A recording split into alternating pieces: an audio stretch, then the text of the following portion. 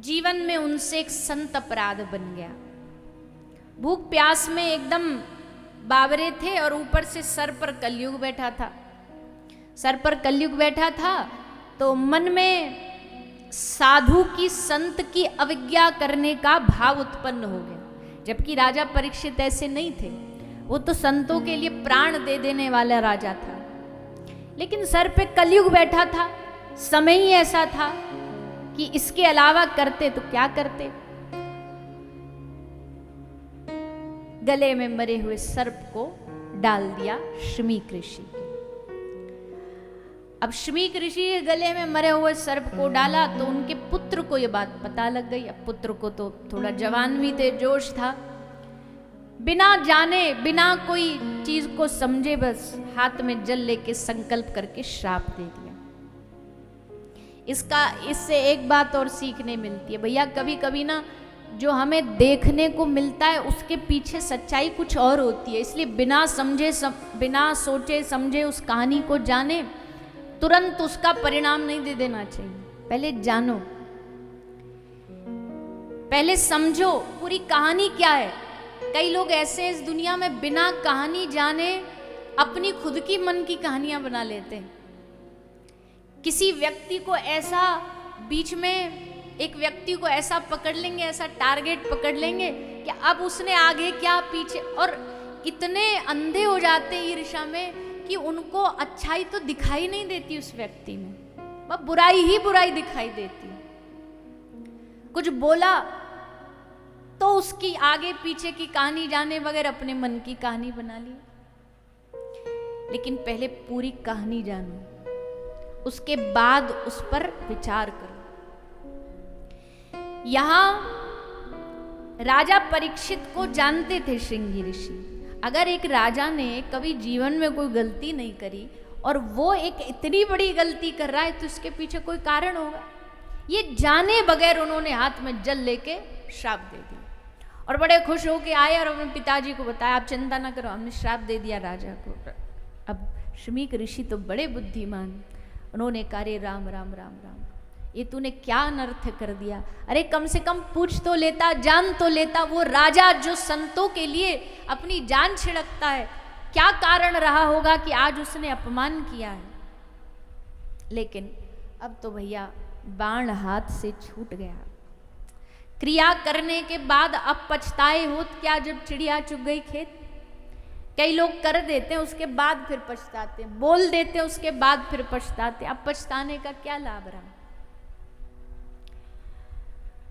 तो शमीक ऋषि ने सोचा अब श्राप तो लग गया, 7वें दिन तो राजा को मरना ही है, तो जाके क्यों ना राजा को पहले थोड़ा सावधान कर दिया जाए ताकि वो इन 7 दिनों का उपयोग करे। तो शमीक ऋषि गए और जाकर के राजा को सब कहानी सच्ची सच्ची बता दी। अब महाराज परीक्षित समझ गए कि ये हमारा अंतिम जीवन का समय चल रहा है, 7 दिन। अच्छा एक बात और देखो, भगवान का भक्त हर चीज में कैसे अच्छाई ढूंढ लेता है। ये सुनो कि अगर कोई साधारण व्यक्ति होता, उसे पता चलता 7वें दिन मर रहे हैं और एक संत ने हमको श्राप दिया, तो पहले तो उस संत को हजारों गालियां देता कि हमको श्राप दे दिया 7वें दिन मरने का और ये और वो है।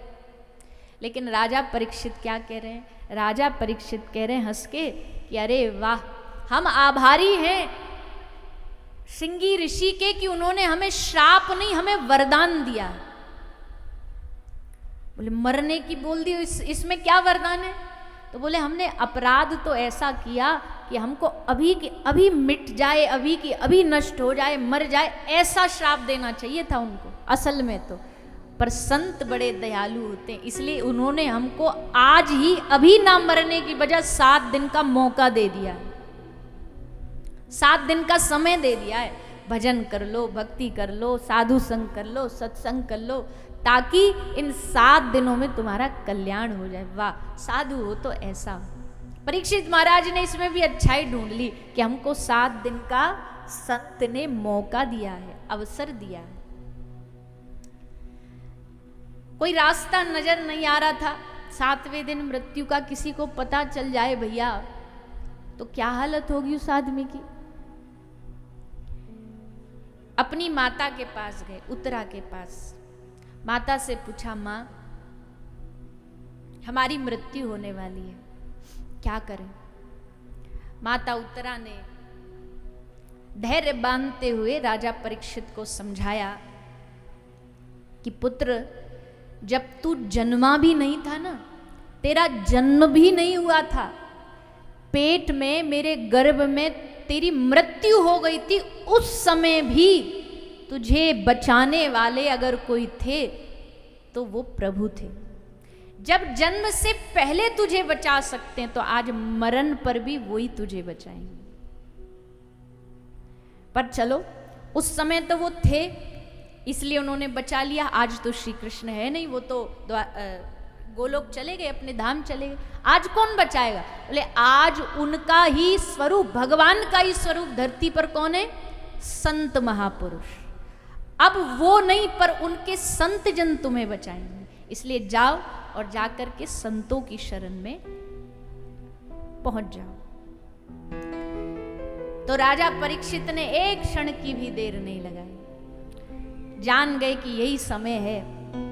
संतों के पास गए, गंगा के तट पर। हरिद्वार जब जाते हैं ना तो रास्ते में एक बड़ा सुंदर स्थान पड़ता है, शुक्रताल।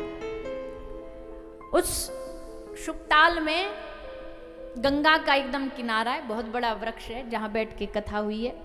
सब संत जमा थे, क्योंकि साधु संत कभी मिलेंगे ना तो ऐसे ही स्थान पे मिलेंगे, या तो गंगा का तट होगा, जमुना जी का, कावेरी का, सरस्वती का तट होगा, तीर्थ होगा, वहीं साधु मिलते हैं। तो समझ गए गंगा के तट पर जरूर साधु मिलेंगे। साधुओं का पूरा मेला लगा था। व्यास जी, पराशर जी, अत्रि, वशिष्ठ, सारे ऋषि उपस्थित थे। तो राजा परीक्षित गए, सबसे जाके प्रणाम करके प्रश्न किया, अतः पृच्छामि संसिद्धिम योगिनाम परमम गुरुम पुरुषस्य यत् कार्यम म्रियमाणस्य सर्वथा। राजा परीक्षित ने बड़ी समझदारी से सबसे पूछा कि महाराज, जिसकी मृत्यु उसके पास आ रही है, उसे पता चल रहा मरने वाला है, उस मृत्यु के समय को कल्याणकारी कैसे बनाया जा सकता? हम जानते हैं कि मरने को टाल नहीं सकते और ना हमें टालना है, पर कम से कम मरण को सुधार तो सकते हैं। उसका रास्ता संत महापुरुषों से पूछ रहे हैं। 7 दिन में कल्याण का कोई रास्ता है आपके पास? तो सब संतों ने कान पकड़ लिए, बोले भैया 7 दिन 7 जन्म भी भजन करते तब भी गारंटी नहीं, भगवान मिले न मिले, कल्याण हो ना हो, तुझे 7 दिन में कौन सा मौका दे देंगे हम? सब संत महापुरुष मौन रहे, चुप रहे, किसी के पास समाधान नहीं।